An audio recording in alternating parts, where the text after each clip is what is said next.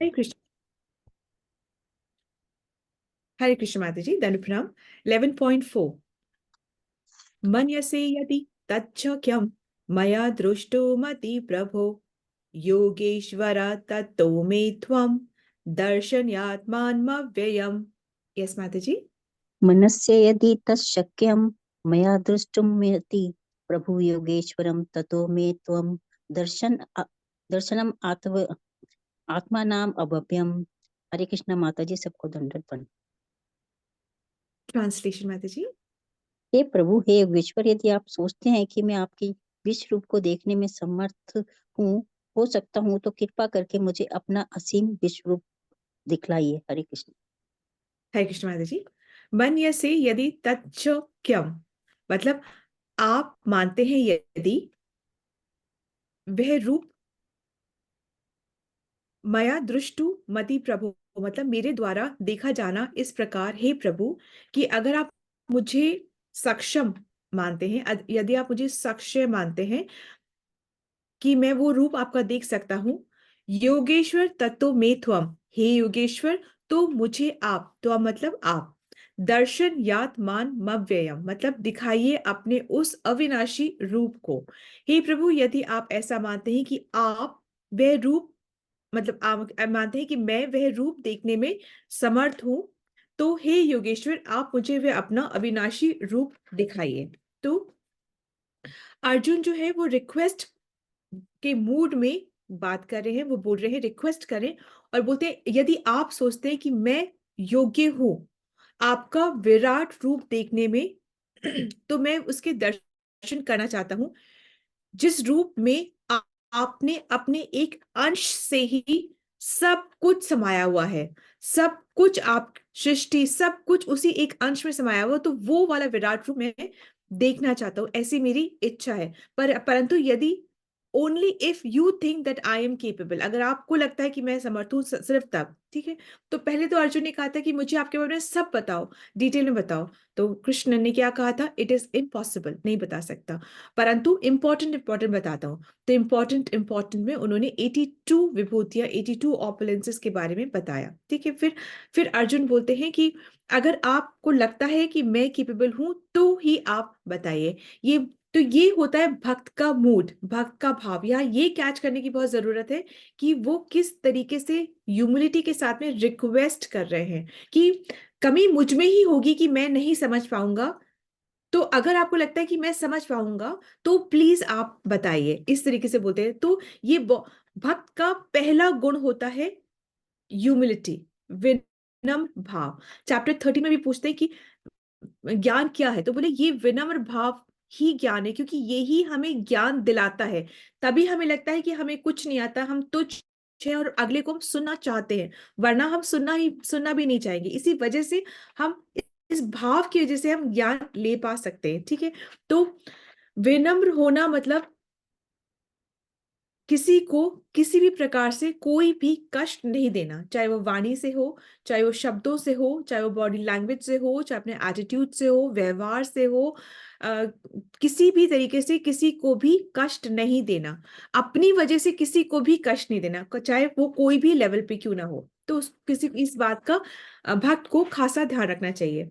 और शिक्षा अष्टकम में भी इस बात को बहुत ज्यादा इंपॉर्टेंस दी गई है ना, त्रिनादपि श्रीचेन तरुरपि सहिष्णु अमानि न मान देना कीर्तने सदा हरि, कि हमें जीव को कीर्तन ही सदा करना है, हरि का ही कीर्तन, हमें कोई और नहीं बोला गया है, बोला गया है हरि का कीर्तन जीव को सदैव करना है। और सिर्फ वही जीव कीर्तन कर सकता है जिसमें ये चार विशेषता या चार क्वालिटीज होती हैं। वो कौन कौन सी चार क्वालिटीज होती है? कि उसने विनम्र भाव रखना है, अपने आप को सबसे छोटा मानना है, विनम्र होना है, नंबर वन।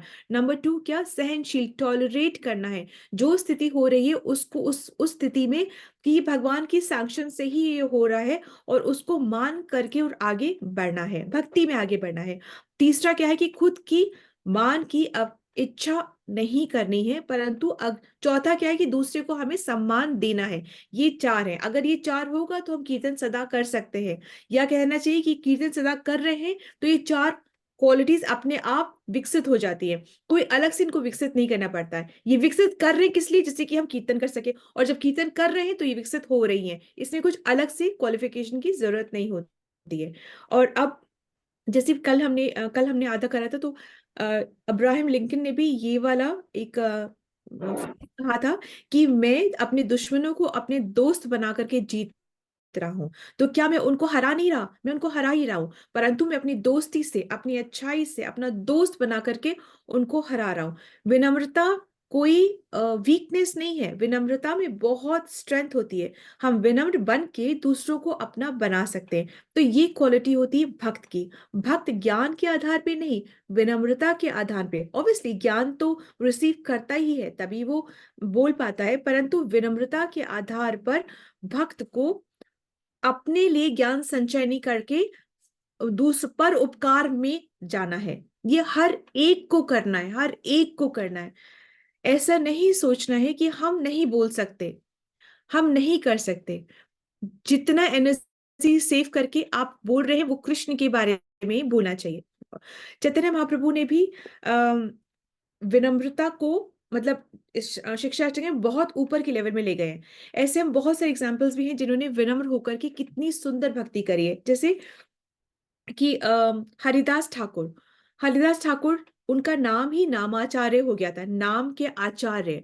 क्यों हो गया था? क्योंकि वो एक दिन में 192 माला किया करते थे। ठीक है, 64 माला तो जैसे अपने मन में कर ली, 64 को गा के कर ली, और 64 को बहुत जोर जोर से बोल के कर ली।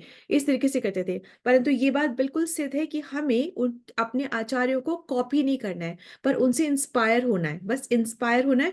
ये नहीं सोचना कि अगर वो इतनी माला करते तो हम भी अब 64 करनी शुरू कर दें। हमें कॉपी नहीं करना है, हमें इंस्पायर होना है कि वो कितना अच्छे से माला किया करते थे। उनकी तो जब जय करते तो हमें भी वो शुद्धि या वो भाव या वो क्वालिटी आ जाती है कि हम भी माला को अच्छे से कर पाए, कैपेसिटी आ जाती है। इसी तरीके से बहुत सारे एग्जाम्पल्स और है। रूप सनातन गोस्वामी जो थे, वो वेस्ट बंगाल में बहुत हाईली क्वालिफाइड, एजुकेटेड और बहुत हाई पोस्ट में थे, परंतु वो भी, उन्होंने भी अपना जब हृदय की शुद्धि हुई तो उन्हें भी चैतन्य महाप्रभु ने वृंदावन को वापस से रीस्टैब्लिश, री एस्केवेट, मतलब वापस से ढूंढने में उनको लगा दिया था। तो उन्होंने वो सब ढूंढा और उन्होंने बहुत सारे स्क्रिप्चर्स और लीलाएं लिखी भी। ठीक है, इस तरीके से जो भरत, तो जो भरत जो थे, जिनके नाम पे भारत का नाम जो पड़ा है, जो भरत जो थे, उनकी जब मृत्यु जब हुई थी तो वो हिरण को याद करते हुए उन्होंने अपनी आखिरी सांसें ली थी। तो उनको अगला बॉडी हिरण का मिला, क्योंकि आसक्ति उनको हिरण से हो गई थी, तो अगला बॉडी उनको हिरण का मिला। उसके बाद जब उनको नेक्स्ट बॉडी मिला, उस फिर उसके बाद में फिर उनको वापस से जब नेक्स्ट बॉडी मिला तो वो एक बार जड़ भरत बने। जब जड़ भरत बने तो इस वक्त उनको अपना पिछले दो बॉडी का या पिछले दो बर्थ का भी उनको याद था। तो इस बार उन्होंने सोचा था कि अब मैं बिल्कुल भी कोई भी, बिल्कुल अपनी वाणी को बिल्कुल भगवान के नाम में ही लगाऊंगा। तो बिल्कुल विनम्रता से, विनम्र भाव से रहा करते थे। यहाँ तक कि एक बार जब राजा उस जंगल से क्रॉस कर रहे थे जहां पर ये थे, जड़ भरत थे, तो वहां पर राजा की जो पालकी थी, राजा श्रीमद् भागवत गीता, श्रीमद् भागवतम ही सुनने जा रहे थे। ठीक है, तो वो जब राजा जब जा रहे थे तो उनकी जो पालकी थी उनमें से जो एक आदमी था उसकी तबीयत कुछ खराब हो गई थी, तो वो केपेबल नहीं था पालकी उठाने के लिए। तो ढूंढा जा रहा था कि कोई हष्ट पुष्ट और बड़ा सा बलवान सा आदमी दिख जाए। तो वो जड़भरत दिखे थे, तो उनको पालकी से सर्विस में ले लिया गया था। तो उन्होंने चुपचाप से पालकी उठा रही थी, कुछ नहीं बोले। टॉलरेट, एग्जाम्पल है टॉलरेट का, टॉलरेट करके उन्होंने पालकी उठा ली, कुछ भी नहीं बोले थे। और फिर जब राजा ने, मतलब विनम्रता की, जब राजा ने उनको बोला कि तुम बिल्कुल ऐसे जड़ के जैसे हो, तुम बोलते नहीं हो, तुम ऐसे, तो फिर उन्होंने पालकी नीचे रख करके फिर उन्होंने ऐसे कुछ डिस्कोर्स दिए थे, जिससे कि राजा को पता चल गया था कि ये तो जो दिख रहा है वो है नहीं, ये कोई महान ही आत्मा है। तो उन्होंने फिर उनसे सुना था, डिस्कोर्स उनसे सुना था। ठीक है, सो इस तरीके से, सो एक्चुअली जो आत्मा ना सरेंडर्ड है, समर्पित है, जो जीव जो समर्पित है, जो अपने आप को भगवान के सम्मुख रखता है, निकट रखता है, पार रखता है, एक्चुअली में सुखी या खुश तो वो ही है। जो जितना भगवान के निकट है वो उतना ही खुश है, वो उतना ही सुखी है, वो उतना ही काम है, वो उतना ही पीसफुल है, वो उतना ही कंपोज्ड है, वो उतना ही सोबर भी है। ठीक है, सो जो भगवान जो भक्त जो है वो एक श्लोका को बहुत अपने हृदय के निकट रखता है। वो श्लोक ब्रह्मा जी ने ये श्लोक गाया है। तो श्रीमद् भागवतम में 10th कैंटो के 14.8 में है ये श्लोका। तो उसमें कहते हैं कि भगवान एक मनुस्थिति को अपने अंदर पकड़ के रखता है। वो मनुस्थिति क्या है कि जो भी कुछ उसको दुख हो रहा है, ठीक है, वो उसको अपने कर्म का ही फल मिल रहा है। चाहे वो किसी भी रूप में उसको फल मिले, चाहे वो वाणी के रूप में उसको फल मिले, चाहे वो मानसिक कलेश के रूप में उसको फल मिले, चाहे उसको शारीरिक कष्ट के रूप में उसको फल मिले, या किसी उसके वस्तु का लॉस या किसी नियर एंड डियर वन का लॉस हो जाए, कोई भी उसको जो भी कष्ट मिलता है वो उसकी ही कर्मों की वजह से उसे मिल रहा है। ऐसी प्रवृत्ति कौन रख रहा है? ऐसी प्रवृत्ति भक्त रख रहा है। और ऐसी प्रवृत्ति रखने से क्या होता है? ऐसी प्रवृत्ति रखने से वो भगवान को कभी कंप्लेन नहीं करता। वो चीजों को टॉलरेट करता है, सिचुएशंस को टॉलरेट करता है, और वो हमेशा भगवान को प्रणाम ही करते रहता है। भगवान के हमेशा थैंकफुल ही रहता है, ग्रैटिट्यूड में ही रहता है, और कभी भी कंप्लेन नहीं करता, और हमेशा दंडवत ही करता रहता है। ठीक है, दंडवत या षष्टांग जो हम करते हैं, पंचांग प्रणाम जो हम, वो ही भक्त जो है वो ही करते रहता है। हर सिचुएशन में वो सहनशील बने रहता है। और जो ऐसे सहनशील बने रहता है सिचुएशन में, और भगवान की साधना को कंटिन्यूसली करते रहता है, ऐसा जो वैष्णव होता है, जो ऐसा वैष्णव होता है, उस पर भगवान कृपा करते हैं। उसको कृपा इस तरीके से प्राप्त होती है जैसे कि अगर पुत्र जो होता है उसको अपने पिता की संपत्ति ऑटोमेटिकली प्राप्त हो जाती है, वो बस बने रहता है। पुत्र का जिंदा रहना काफी है अपने पिता की संपत्ति को प्राप्त करना। इसी तरह भक्त भक्त बने रहना जरूरी है भगवान की कृपा को प्राप्त करने का। Is it okay? Is it okay? ठीक है। मतलब हमें सिर्फ भक्ति में बने रहना है, कुछ भी हो हमें भक्ति में बने रहना है। हमें नहीं सोचना कि भगवान मैं ही मिला था, मैं नहीं। ये भक्त की प्रवृत्ति होती है कि जो हो रहा है ये मेरे अपने कर्म है, मैं उसकी वजह से हो रहा है। अब मुझे क्या करना है? सहन करके आगे बढ़ते रहना है। बढ़ते हुए ऐसे नहीं कि बिल्कुल बुद्ध बन के बैठ जाना है, नहीं, भक्ति करते रहना है, दंडवत करना है, प्रणाम करना है, हमें थैंक्स में रहना है, हमें नो कंप्लेनिंग करनी है, टॉलरेट करना है, और अपनी जो साधना उसको कंटिन्यूअसली करते रहना है। ठीक है, इसी के लिए ही अपने को ट्रेन करना है। यही भक्ति होती है। तो विनम्रता की जो बात आ रही है ना, ये बहुत खूबसूरत आभूषण है भक्त का। विनम्रता मतलब हमारे व्यवहार में विनम्रता होनी चाहिए, सदाचार होना चाहिए, हमारे गुणों में पवित्रता होनी चाहिए। ये बहुत इंपॉर्टेंट है। ये ही एक भक्त का सबसे कीमती आभूषण है। ये ही एक भक्त का सबसे सुंदर सौंदर्य। ठीक है। सो एक्चुअली विनम्रता ही बताती है, सुनिए इसको बहुत ध्यान से, कि विनम्रता ही बताती है कि हमारा भगवान के प्रति कितना प्रेम विकसित हुआ है। ठीक है, ये विनम्रता ही बताती है। जब किसी को हम विनम्र देखते हैं, हमें ये सोच लेना चाहिए कि इसमें भगवान का प्रेम विकसित हो रहा है। ठीक है। एक्चुअली शरणागति के ना सिक्स सिक्स टाइप्स होते हैं, सिक्स स्टेप्स, सिक्स लेवल्स होते हैं शरणागति के। नंबर 1 लेवल क्या होता है? अनुकूल को करना, जो हमारी भक्ति के लिए फेवरेबल है उसे करना। सेकंड क्या होता है? प्रतिकूल को त्यागना, जब फेवरेबल नहीं है उसको त्याग देना। थर्ड क्या है? कृष्ण को अपना रक्षक मानना, कि मुझे प्रोटेक्ट करेंगे कृष्ण, मुझे प्रोटेक्ट, अपना रक्षक माना। फिर क्या है? सदैव सेवा में रहना। फिर क्या है? अपने आप को कृष्ण का मानना, अपने आप को कृष्ण का मानना। और फिर लास्ट क्या है? सदैव विनम्र विनम्र भाव से रहना, सदैव विनम्र। चाहे कितना ही हमें क्यों ना आ जाए, हम कितने ही कंठस्थ क्यों ना आ जाए, कि कितना ही हमें क्वालिटीज क्यों ना आ जाए, हम बहुत अच्छे से भक्ति करें, कि हम रोज आ, फिर भी अपना, कि हम तो रोज सुबह उठते आज नहीं, बिल्कुल भी नहीं। विनम्र, हमेशा विनम्र रहना। क्योंकि विनम्रता अगर हमारे पास नहीं होगी तो हमारे अंदर ईगो आएगा। ईगो से भगवान को बिल्कुल पसंद नहीं है, और ईगो से क्या क्या हमारी भक्ति हमसे दूर चली जाएगी। ठीक है। सो अगर से एक चीज और इंपॉर्टेंट है, तो भगवान से हमें प्रार्थना करें कि भगवान प्लीज हम हम्बल हमेशा रहें, हम हमेशा हम्बल रहें, विनम्रता के भाव में रहें, और उसी में भक्ति में आगे बढ़े। अच्छा, अब विनम्र जब होंगे तब हम ये सोच पाएंगे कि एक्चुअली हम करता नहीं है, करता तो भगवान है। ठीक है। और हम भगवान को पूर्णता समझ सकते ही नहीं है। क्यों नहीं? क्योंकि भगवान अनलिमिटेड है, भगवान सागर है, ओशन है, और हम कौन है? हम हैं लिमिटेड सेंसेस के, हमारी इंद्रियां लिमिटेड हैं, और हम कौन है? एक बूंद है, सागर का एक बिंदु है, ठीक है।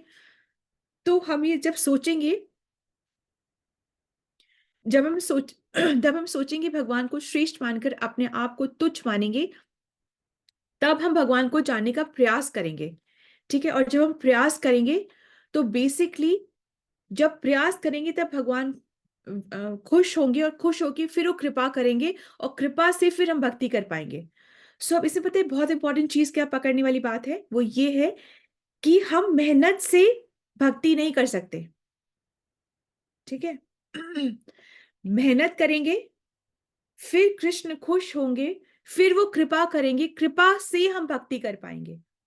हम जितना भी सोच ले कि हम मेहनत करेंगे, खूब मेहनत करेंगे, हम खूब भक्ति करेंगे, नहीं, एंडेवर से भक्ति नहीं हो पाएगी। एंडेवर से जो कृपा मिलेगी, कृपा से फिर भक्ति हो पाएगी। सो यहाँ ऐसे साइकिल है इस तरीके से। और कृपा कृष्ण की, कृपा वैष्णव की, पूरा प्रोटोकॉल है ये। इतना सुंदर प्रोटोकॉल है ना कि हम सीधे सोचे कि कृष्ण तक पहुंच जाएंगे, तो पहुंच ही नहीं सकते।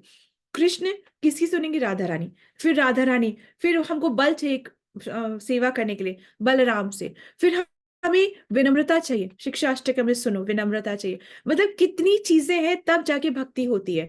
भक्ति सिर्फ घंटी बजाना, पूजा करना, अगरबत्ती घुमाना भक्ति नहीं है। अंदर से सब पूरा तार तार चेंज हो जाता है, तब होती है भक्ति। और कोई लेवल ऐसा नहीं होता कि हम सोचे हम बिल्कुल कंप्लीट पूर्ण भक्त बन गए, ऐसा लेवल होता ही नहीं है।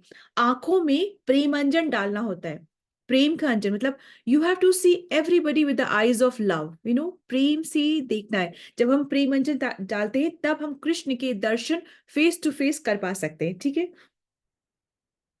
जैसे बोलते हैं ना कि इतना कुछ हो रहा है, मैं सुन रही थी कि इतना कुछ हो रहा है, तो कहाँ है भगवान, क्यों नहीं आते, कैसे नहीं आते? तो भगवान किसी के सर्वेंट नहीं है, किसी के भी वो नहीं है, सर्वेंट नहीं है कि उसकी बात मानेंगे। भगवान अपनी मर्जी से और, और अपने भक्तों के लिए ही आते हैं, ठीक है। सो क्या करना है कि हमें क्या करना है? हमें अहेतु की भक्ति करनी है। हमें क्या करना है? अहेतु की भक्ति करनी है, ठीक है। और सेकंड क्या करना है? अप्रतिहता, मतलब अनइंटरप्टेड, अनइंटरप्टेड, ठीक है। अहेतु की अप्रतिहता भक्ति। अहेतु की मतलब अनकंडीशनल, बिना किसी मांग के भक्ति करनी है। और कंटिन्यूस, अप्रतिहता मतलब कंटिन्यूस हमें भक्ति करनी है, तब होगा, ठीक है। Okay, I was just give me one moment.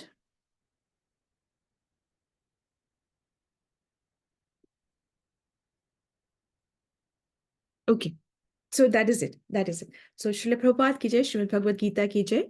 हरे कृष्णा, धन्यवाद। Anything to be said, asked और स्पोकन?